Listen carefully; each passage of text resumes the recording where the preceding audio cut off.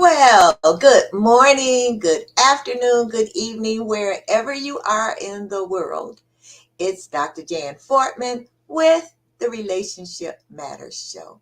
I hope everyone is having a beautifully blessed morning, afternoon, or evening. It's evening here in Chicago, and it's dark, and it's raining, and it's windy, and people say, oh, fall is here, and oh, the leaves are so beautiful, and I just love the fall. Well, guess what? I don't. I think I said that last week. Because fall means winter is coming, and winter means snow. And here in Chicago, snow is beautiful when it's falling, and then next thing you know, it's ugly and dirty. But anyway, still in all, I'm thankful for just being alive. Now, what I want to say before we start the show is this is Breast Cancer Awareness Month. Ladies, please, please get your mammograms.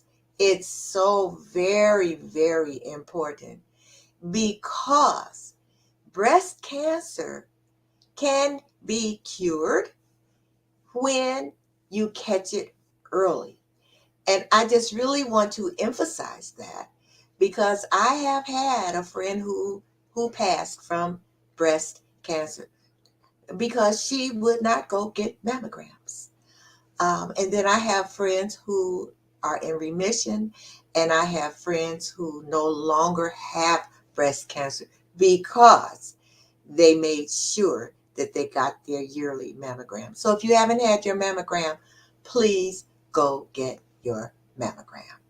All right, now we have a very interesting guest this evening. And I just want to tell you a little bit about him before I bring him on.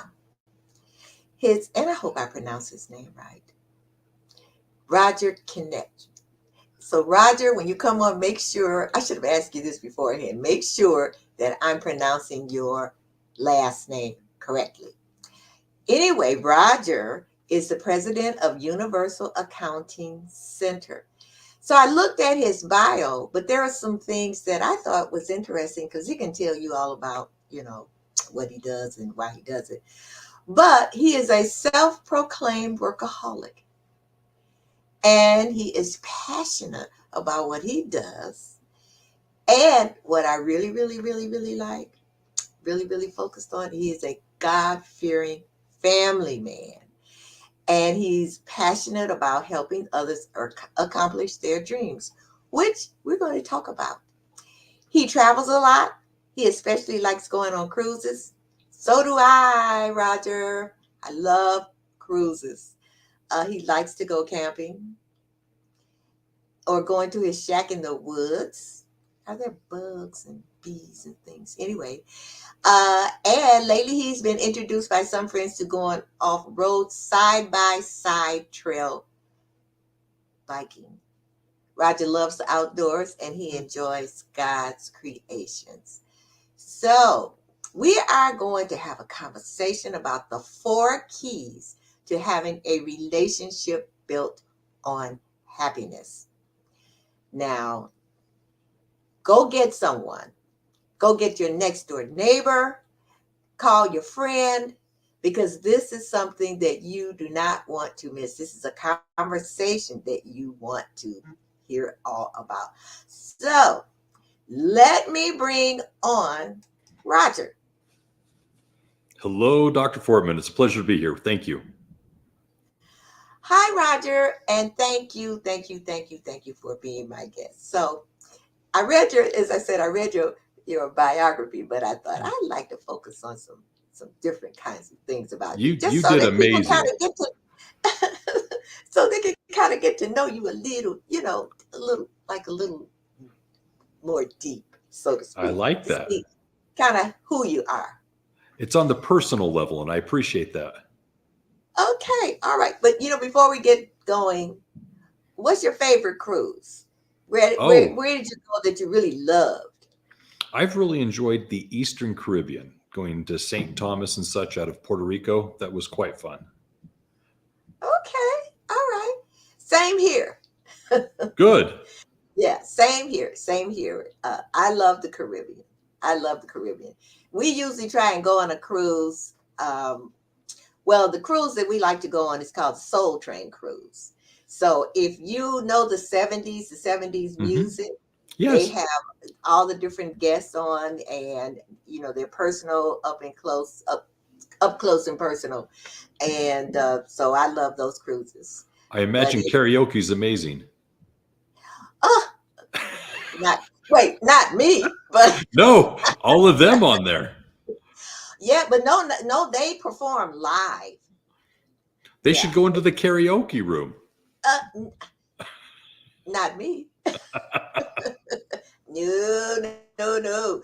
Because I've seen people, they really sound good, and I've seen people. It's like, oh my God, you can't carry a tune in a bucket. But anyway, so let me start out with something.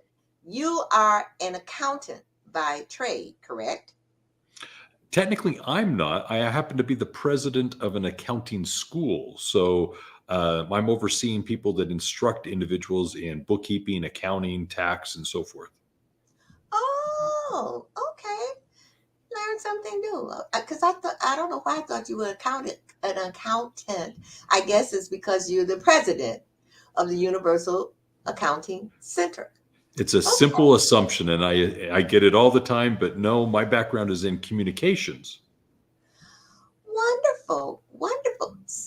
All right. So, as far as communication is concerned and relationships are concerned, you are also a couples coach, correct?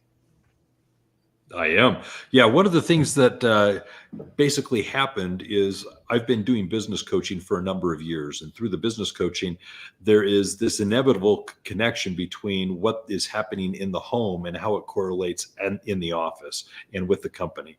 And so when you're working with owners of businesses, typically they can have things in a relationship at home with spouses or children that impact their ability to focus at work. And so that was a very common thing that we would deal with. I've helped individuals that have gone through divorces. I've helped individuals that have had children issues. And so those things are very common. But what that ultimately led to is my children got married. And as my children got married, I felt as they were taking this new chapter or step in their life, I felt that they needed some direction and I would be wise to give it to them. And so I definitely said they needed to speak with me before they got married. Did they listen? Of course they did. I said this to each of the individuals asking. So I have two daughters and I have one son. And I said to both of my daughters, I will meet with your fiance. And when I met with them, I said, I will give my hand to you in marriage if you will agree to meet with me as a couple 4 times before you marry. And with that, you will have my blessing. And then when my son was married, I said the same thing to him, but it was a little different because he was marrying his sweet wife. And I said, son, before you marry, I'm going to make the same contingency. Before you wed, I would like to actually meet with the two of you 4 times before you meet. And in those conversations, you will then get my blessing. And so all 3 of my children went through the same experience. And it was a wonderful thing for me to do with them. And because of my friends and family knowing about it, it evolved into a course. They suggested a book or a program, training, and I created a curriculum around it.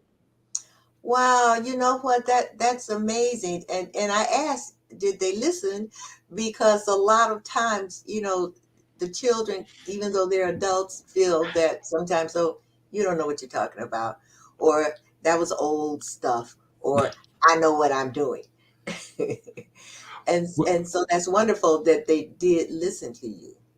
That is true. I mean, when you're raising teenagers, you can have those situations where they are indifferent to the counseling, parenting that we're giving. But fortunately, I had a relationship with my children where we had what I call daddy days. And I would do one with the 3 children every 3 months. And so I had been doing that with them before they were teenagers. I've been doing it for now more than about 15 years. And for those 15 years, I at least have a respect and a relationship with my children that I can be very candid and direct, and we can have those deep conversations, and they appreciate them. All three of them value that type of relationship with me, if you will. Okay, that's wonderful. So how do you know, or how can you tell that when you are coaching business people or entrepreneurs or whatever, Mhm. how can you tell when their home life is interfering with their business life, with their professional life? Wonderful question. It's a simple little assessment. When you're talking to someone about anything, and in this case, business, as you're suggesting, I'm trying to coach them, talk to them about their company, but they're not present. There's something that's distracting them. There's something that they're dwelling on that's either in the future that they're having to deal with or something in the past that just happened, and they're not present. And when I find that my clients are unable to focus and be present, listen and pay attention, and actually implement things that we're discussing, it's easy to say, what's on your mind? What is it that's distracting you from what it is that's so important right now in the business? And it's oftentimes after I've created a very safe environment that they feel comfortable to share, well, there's something that's distracting me and I'm unable to focus. I can't be present because this just happened, or I know this is coming and I'm going to have to deal with it. And that's when they start to reveal some personal things as it relates to relationships, things with their spouses, their children, their family, their siblings, their parents.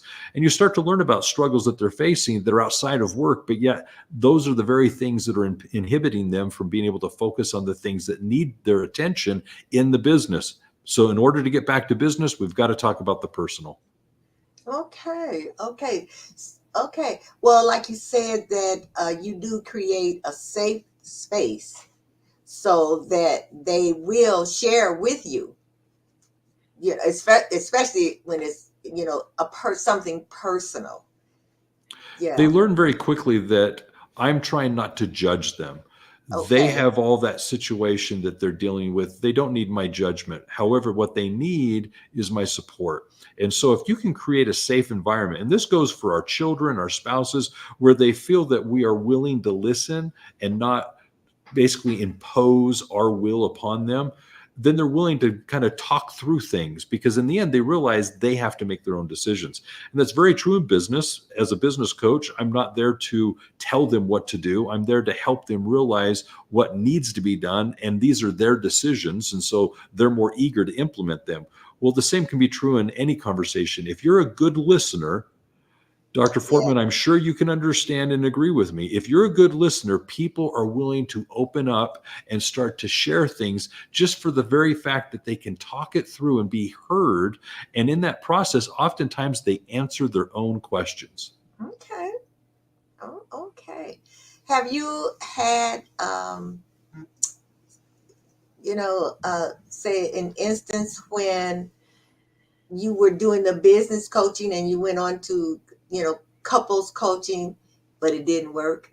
Or I should say, I would say they want couples coaching, but the spouse or the significant other doesn't want to be in a coaching situation.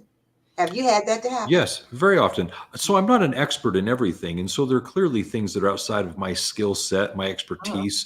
And so when you start to hear people express that there's certain things going on, you as a professional need to know your own limits. And so Yeah. in this case, I was able to advise my client that he needed couples counseling, and he Hmm. needed to see a couples therapist. And so it was something they needed to do together. Hmm. Now, that's very important because I'm recognizing that I'm not everything to everyone. I have my strengths. And so in those conversations, it was clear we need some professional help at that coaching level. And the same was true with some of my clients regarding their children. They needed professional help for the children, and the children needed to go into counseling, not with me. I'm a business coach. It was something that they needed to do with somebody that was a specialist with either teenagers or young adults. And so it's the recognition, however, that it's okay. What they need is the validation that it's okay that they're getting this assistance, this coaching, this support, and that's what they're looking for. And so I can do some things. I'm capable with my training to address a variety of things at a very surface level, and sometimes that's sufficient. Oftentimes, it's just enough to be heard, and Okay. that's enough of a relief. But otherwise, it does need more of that professional help. Yeah. I get in the same situation with my adult daughter aging mother coaching. There are times when it's like, I do know my lane. Mhm. And there are times when I know that they need a therapist or they need a counselor. And I often find that it might be the mother who feels that she really wants my services, but it's the daughter that really needs it. And then when I get with a daughter, it's like, this is something that uh, I hear you, but this is something that I cannot handle. This and I do refer them to an expert, someone who I think they need. Yeah. So in the couples coaching, let's talk about the 4 keys to having a relationship built on happiness. So what? So I know there are 4 keys. So tell us what the 4 keys are, and then we'll go Well, into each one of them. I'm going to tell you what the 4 are, but I'm going to start by saying this. When I did this with my children, I did one a week, and the intent was to have a half hour to an hour conversation with me and then leave and let them have this conversation. And so let me Okay. bring up the 4 topics, and then I can expound on each of them individually. First of all is God, family, and religion. These 3 key elements make up what I consider to be the very first conversation that needs to be had when building a relationship that is happy. The second happens to be the love languages, how we each communicate with one another, the love that we feel for each other. The third is finance. The fourth is intimacy and sex. It's that special, unique relationship that the couple can have together. And so I spent each week a half hour to an hour with each of my children as a couple having this conversation. And what caused them to then basically discuss it over the coming week was the fact that I brought the topic up. They needed to now address it because the elephant was in the room. They needed to go over these things. Okay. Well, let's start with the first one. Certainly. Yeah. So, God, faith, and religion, I consider them 3 distinct things. I do Mhm. believe in a deity. I do believe in a creator. And I want my children to understand that that is very important to me. But I encourage them to share between themselves what is their belief in a higher being. Do they believe in one? Are they atheists? Are they Christians? Are they Muslim? Are they Jewish? Are they agnostic? What is it and why? And I want them to share essentially the feelings and emotions around experiences in their life where they feel God was either there or not there, and why that was so important to them. And what I have found is when they have these conversations, they start to share very special, very personal experiences that really define how they make decisions about life, whether or not God is important in their decision making, how God is important in their decision making. That right there is very important. That leads to faith. Faith is then those principles that you apply in your life. I'm going to be an honest person. I'm going to be a charitable person. I'm going to be a faith observing person. I want to have God in my life, and I want to have these things in my day to day actions. And so you have certain tenets that you start to put into your life, whether or not you'll watch certain movies, do certain activities, drink alcohol, whether or not you're going to eat certain foods. This faith is your principle upon which you live your life. And as parents, when we're raising our children, they oftentimes adopt a lot of these cultures. But as you and I both know, there's many children now that are trying to live different lives and try different things. But I'd like them, when they're starting their family, to actually identify what matters so that as a couple, they can have those as their principles. And then the third part of that is religion. I highly believe in organized religion.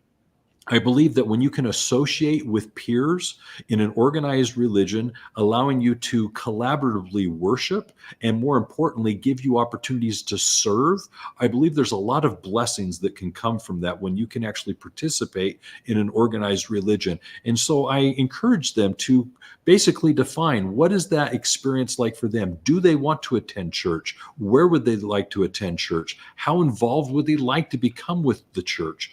And those things are going to define their household as they build their family. And it's going to impact my grandchildren in the case of my three children. So I want them to have this conversation as a foundation of where they're coming from, what matters to them.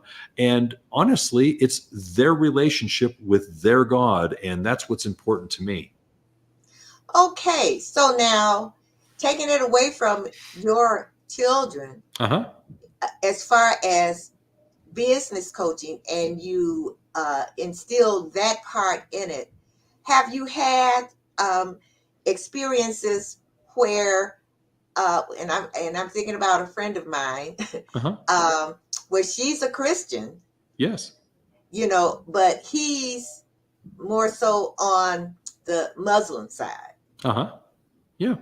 So have you found that that can really interfere as far as having a happy marriage, so to speak, and interfere with their professional life? So I'm not really having this conversation at a professional level. This is definitely something I'm having at a personal level with each of these people. Okay, all So right. the one thing I'd point out is I've had this conversation with youth counselors as they're dealing with children that are turning up, like getting into relationships, let's say, that are serious. And so they're actually having these conversations with those individuals as they're building committed relationships. I'm actually having this conversation with many individuals that are my age that have children that are basically getting married, and it's helping them understand as adults how to talk to their children that are starting families. So I've had this course not just for my children, but it's actually turned into something that's been used by youth counselors, by marriage counselors. It's been used by parents with their children.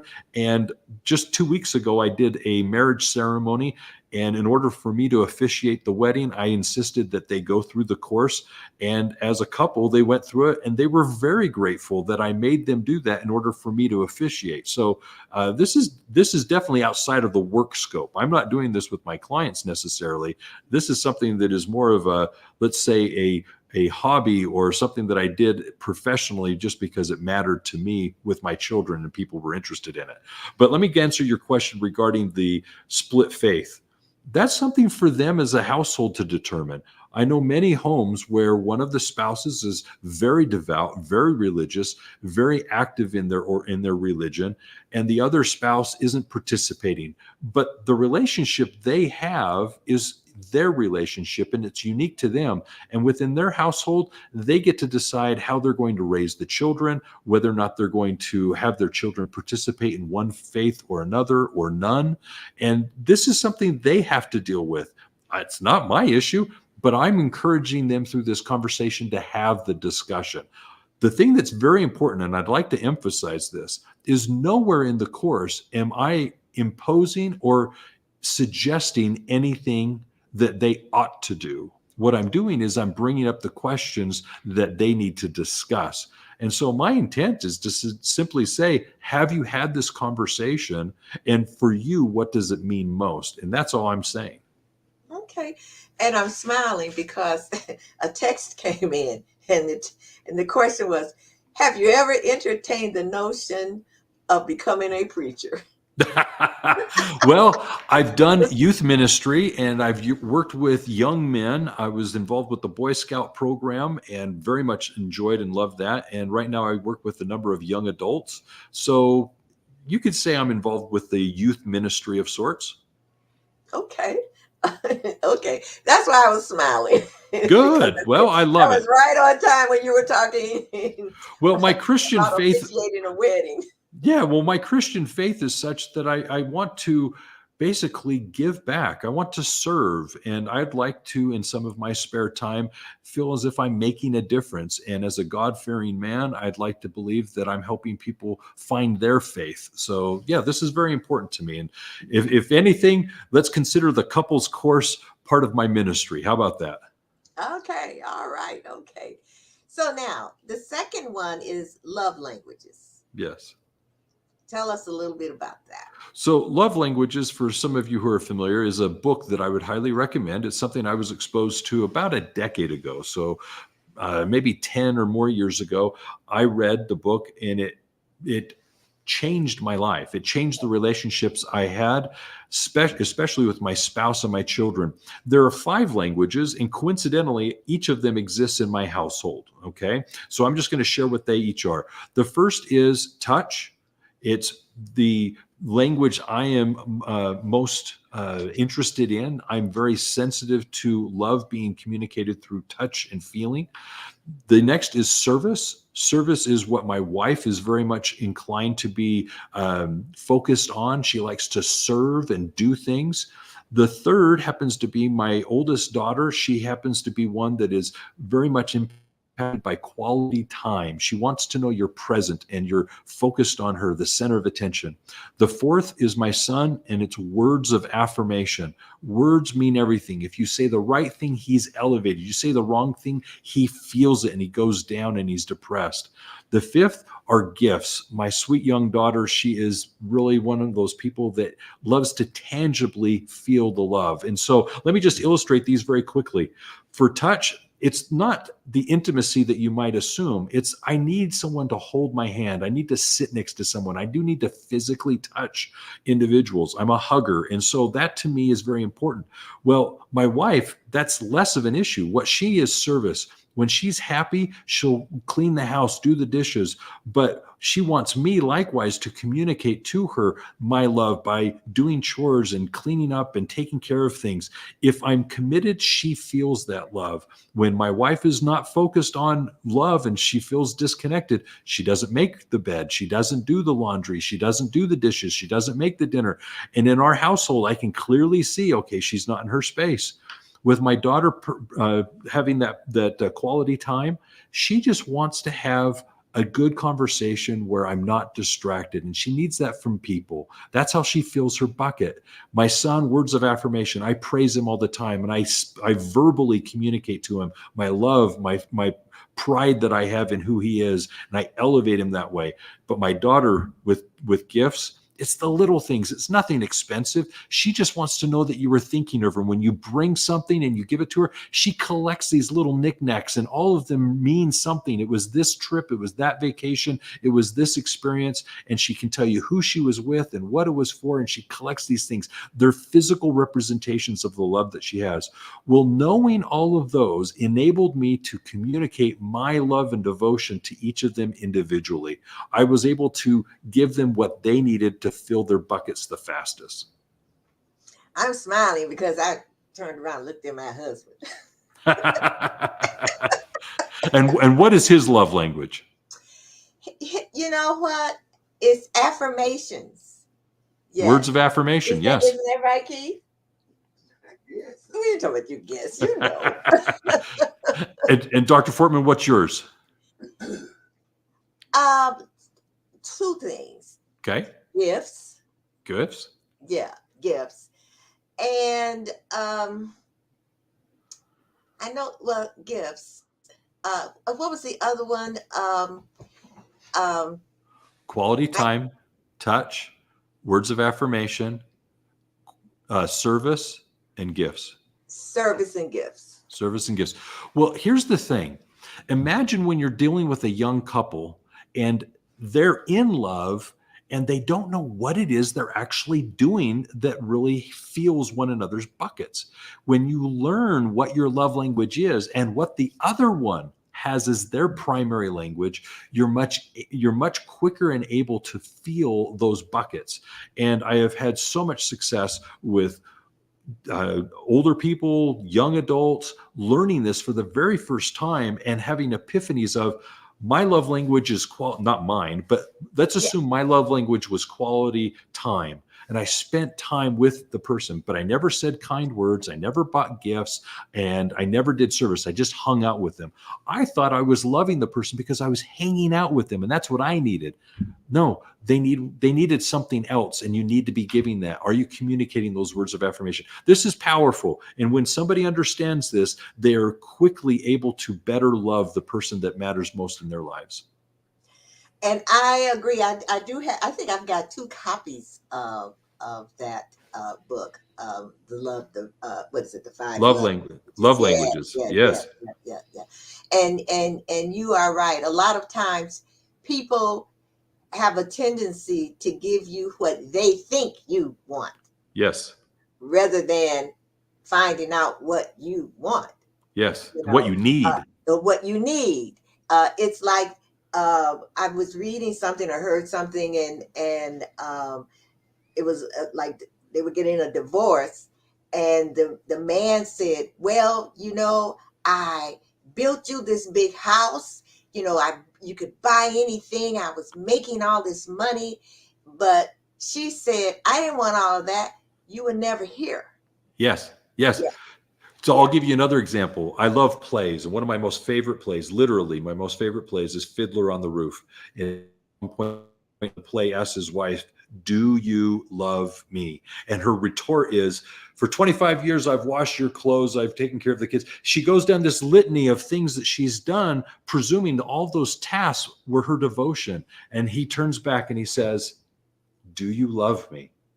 And yeah, that song is so beautiful because he's just asking, "Do you love me?" And initially she's hearing, "Well, will you do the tasks? Will you just take care of me?" No, I'm asking, "Will you love me?"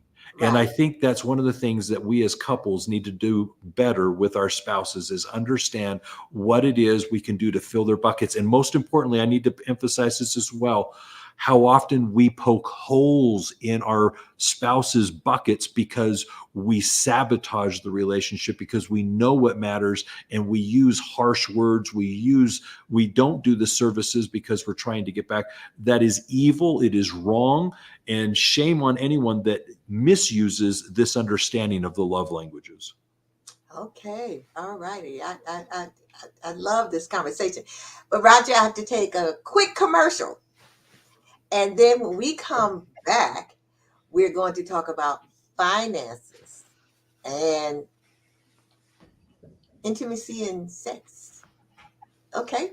All right. So, everyone, don't go away. You got to come back because this is extremely valuable information that he's given us. So, we'll be right back in.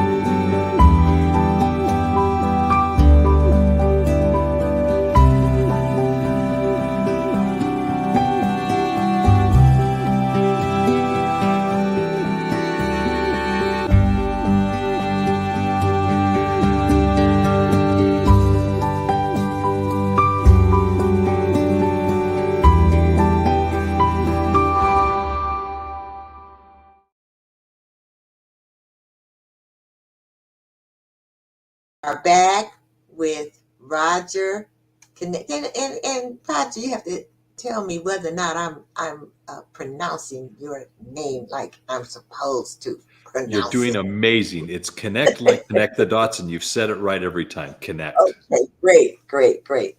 So let's talk about the third, third, third, third one as far as having a happy life, Oh, and yes. that is finances.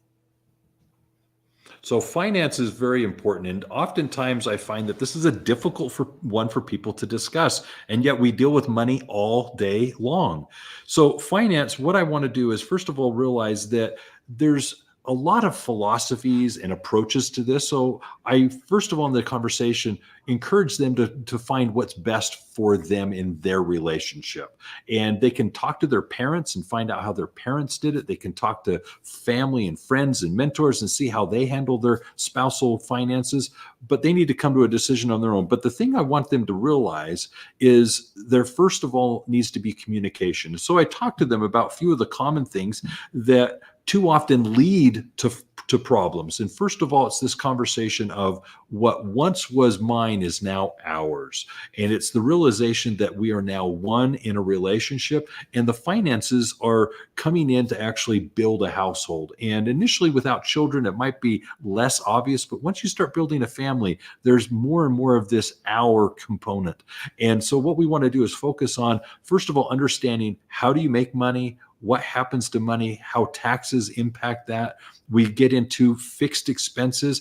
And one of the things that a lot of times young adults don't recognize that we as older adults get into is at some point we have life insurance. At some point we have health insurance. At some point we're dealing with things that these young adults, they probably in their youth never even realized. They hear it, they maybe see it on television, they hear healthcare, they hear, life insurance, but they've never thought about what those really mean. And so all of a sudden I'm having conversations about when is it that they ought to consider getting life insurance. And in that I give one story. My cousin, she happened to have been in her mid 20s. Her and her husband had gone river rafting, and the two of them in the early spring, while river rafting, drowned. Mm, They had 5 children under the age of 5. They had no life insurance. So mm, immediately, these 5 children needed to be raised by the grandparents. And the challenges that brought, that financial burden that came from that, it was unimaginable. And I distinctly remember at the funeral service with both of the coffins below at the pulpit, my uncle, the grandfather, communicating how inappropriate it was that they left these children so destitute.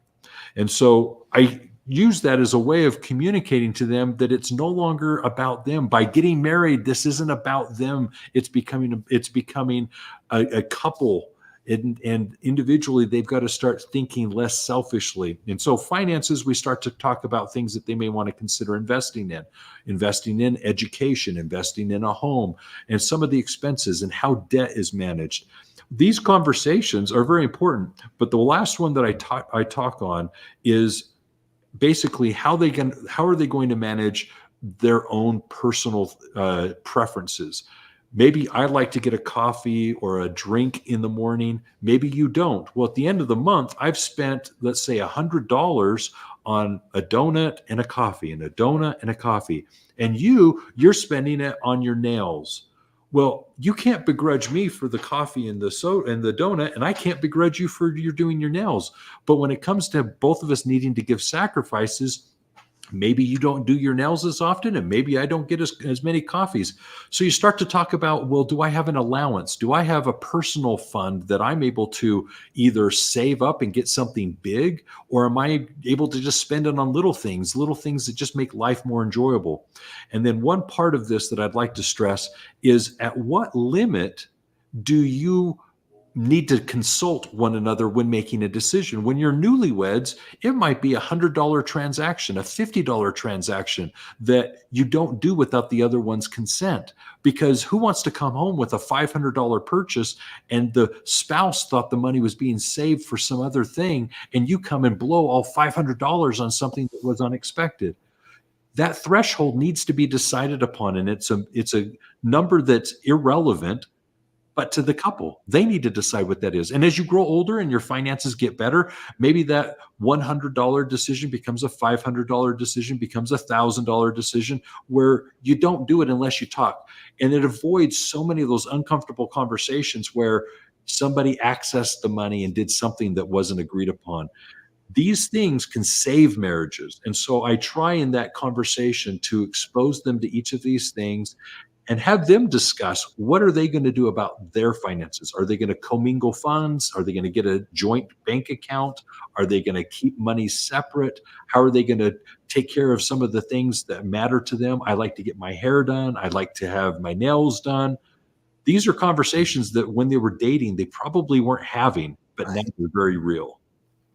Yeah, yeah. And if those conversations are not had, then there's trouble down the line.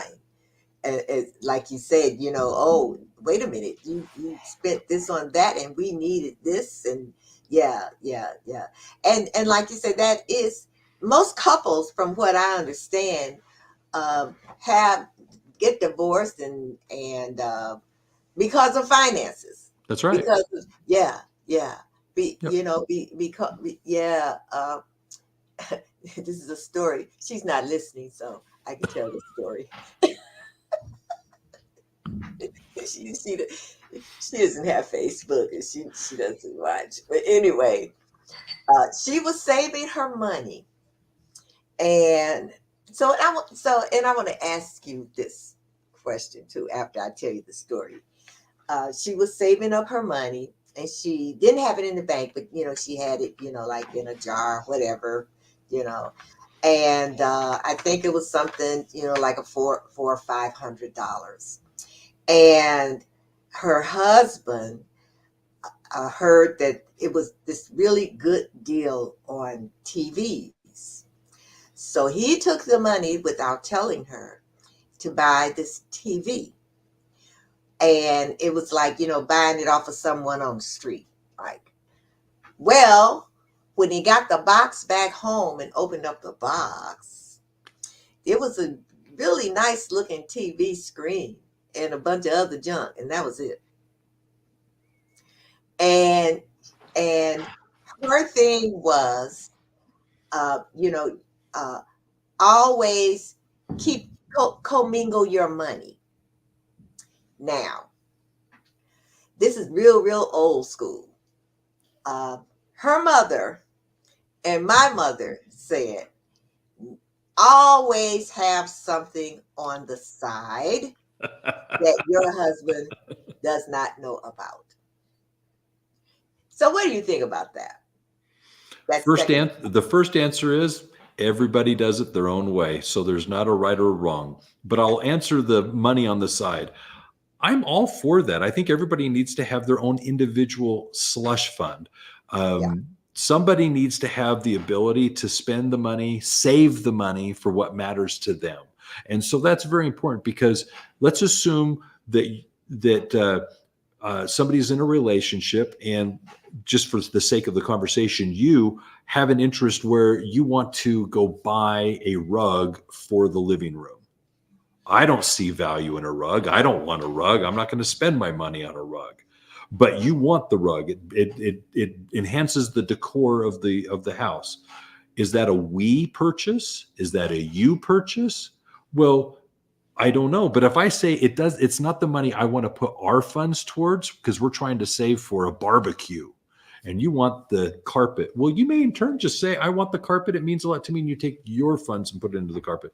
My point is that there's no right or wrong, yeah, but there is something to be said that I don't have to ask for, a $20 purchase, a $50 purchase. And if I don't want to spend my $50 this month, my $100 this month, next month, I've got $200 I get to spend how I choose. So I'm all for that, because I don't feel that when you build a relationship and become a couple and start a family, you lose your identity. yeah, You don't stop being you. In fact, if anything, it's you that brought the whole relationship together, because the other person was drawn to you. So why are you changing? So let's keep our personal relationships. And that enables us to still have our own wants and our desires as they relate to the use of funds. That's great. But if you have your little allowance, you can play with it. And by the way, as a side note, one of the things I do talk about is a slush fund, an emergency fund, monies that you can have aside so that when life happens, you have Yeah. means to replace the refrigerator, get new tires on the car, take care of something that happened, where the child breaks their arm. You've got to have a slush fund, and that helps you weather the storms of life. Yes, I agree. I agree. Now, the fourth one, intimacy and sex. Let's chat about that. You bet. This is interesting. You have to understand, in the context of my couples conversations with my children and others, this is now the fourth conversation. So we've had one that's been about God, faith, and religion. So we've clearly set some good foundation here. We've talked about love, the importance of love and feeling vulnerable. We're talking about finance. And so we've got that foundation. So let's talk about the one thing that personally I believe is unique to the couple. And I'm maybe old school, but I'm very much of the belief that this is a relationship that they will have amongst themselves and with no one else.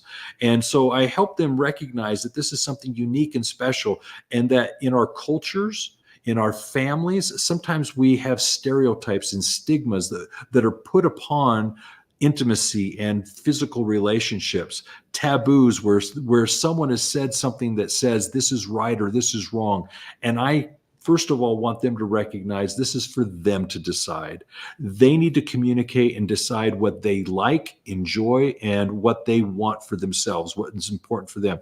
Now, I do give them the opportunity to explain what they like and enjoy, and tell them they need to communicate this. They need to verbally express themselves.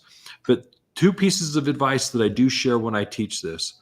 One, to the older individuals, my friends and colleagues that are working with younger adults and having these conversations, I first of all suggest assume they don't know anything about intimacy as it relates to physical relations, which is to say, I don't ask how intimate they've already been. I assume they haven't, and I'm going to just say, here's how babies are made. Let's at least make sure we all understand that. I'm not going to assume anything.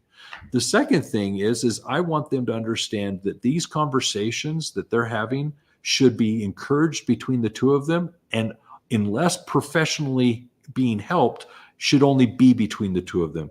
A lot of mistakes are made when men speak to other women and women speak to other men about the relationships they have with their spouses. And so I think this needs to be something that they keep between the two of them. And I encourage them to lean inward on one another and build a healthy, intimate relationship with each other, expressing what they want, desire, and enjoy. And if they can communicate that, they will grow closer together over the years as they experiment, try, and experience new things together. That's powerful.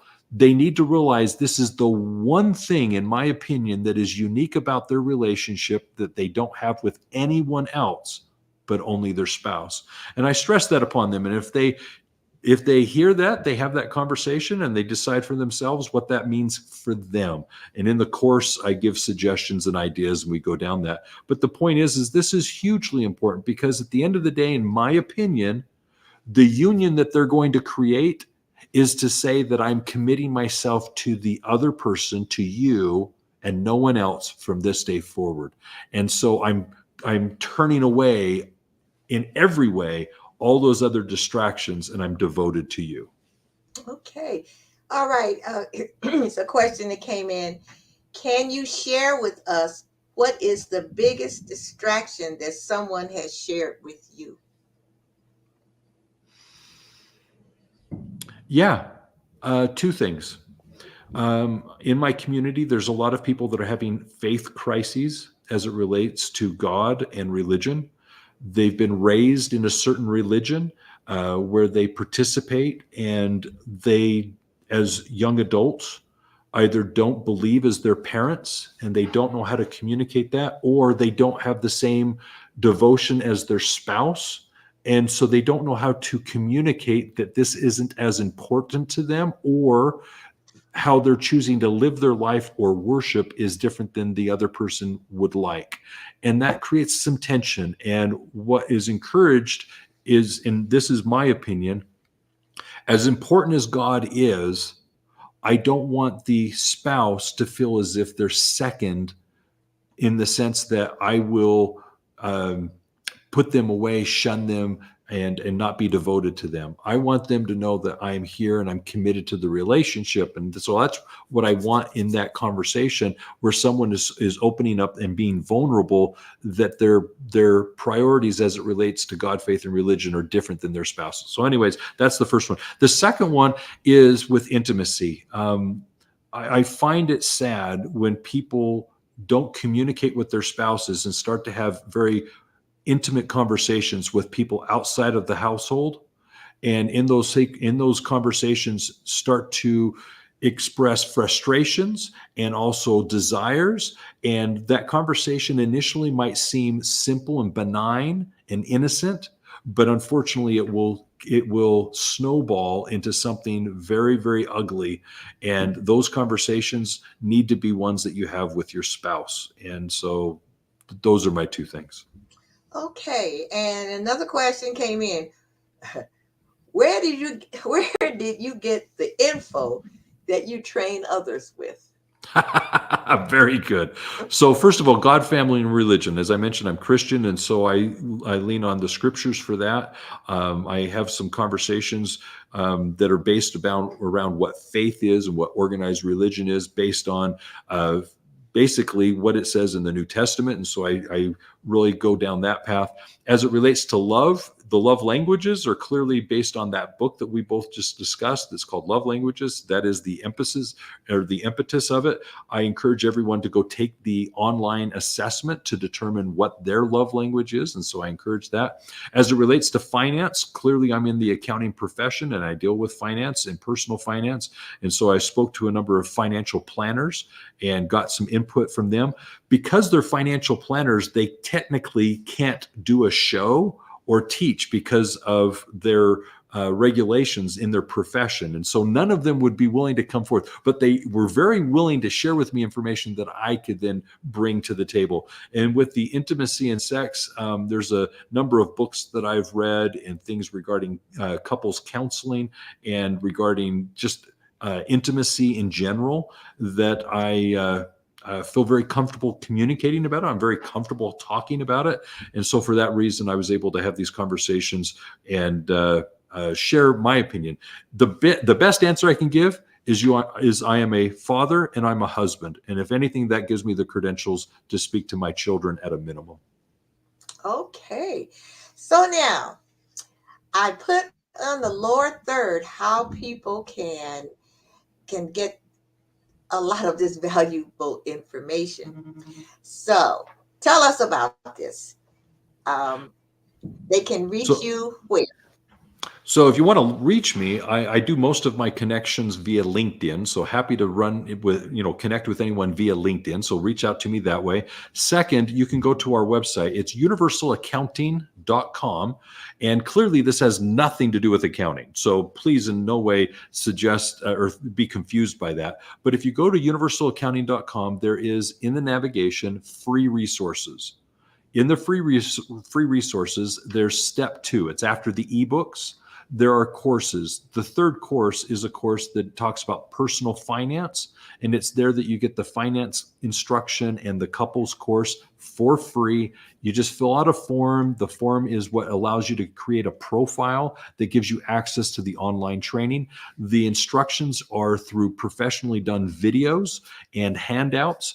This course is specifically designed for adults that have children or young adults that they're working with that are getting in relationships or getting married. I've had many individuals that are in their 40s, 50s, 60s that have found this to be helpful with their own relationships, but clearly they're doing this with the young adults in mind. And then obviously it was originally designed for my children. So I share this with all the young adults I interact with through youth ministries and so forth. As they're getting into their relationships, I want them to have this conversation. And so that's where they go, and they go through this course, the 4 steps, and they find happiness. All right. Okay. Thank you so much. So I have put that, okay, audience, I put that on the screen so you can see it. And I'm running it across the lower third so you can see that. So now what you can do, if you don't write it down, because as I told you who my audience is, that you can take a screenshot and or just take your camera and take a picture, and that way you'll have all of this valuable information and where you can get a lot of this valuable information. Well, Roger, I want to thank you so much for being my guest. um, My I've learned pleasure. a lot, and I really want to thank you. And got my husband sitting over here. Uh, and how did you like it, Keith? Very good. Okay. He He said approves. he approves. He approves. He approves. Right, right. So I'm going to emphasize my love language as soon as we get up. I'm a gift person. You are a Gift, gift person. yes, yes, yeah, Get and the woman service. some jewelry. Thank you, jewelry, whatever, and it doesn't matter. Wait, and vacuum every now and then. There you go. That's what service part. Well, thank you so much, Roger. You have a beautifully blessed rest of your evening. Thank you, and God bless. Dr. Fortman, it's And, been a pleasure, and I appreciate the opportunity. So thank you. and thank you again. Thank you again. Bye bye. Oh, I have enjoyed this. And I know you have too. And I'm leaving this up here on the screen so that you can go to, if you can't see the lower third, but you can go to universalaccounting .com, and you can get all of the information that you need. So, and this, I don't know who this was, but what they said is, and I hope, well, anyway, it says Facebook user is not coming up. Facebook user said good info. Yes, it was. Yes, it was. So, thank you, everyone who, there it is. Thank you, everyone who decided to join us this evening. I know that you received a lot of information, and I know that it is going to help you in your relationships, and so you can have some happiness in that relationship. All righty. So I will see. Oh, here's another comment, and I only got a minute. Let's see. Oh, this was someone that was letting me know. Anise said it. Okay, Anise. Anise said good info. Thank you, Anise. We both thank you. So I will see everyone next week. And remember, there are all kinds of relationships, and there are all kinds of relationship matters. What is life? Life is all about relationships. So I will see you again next week. Have a beautiful, blessed rest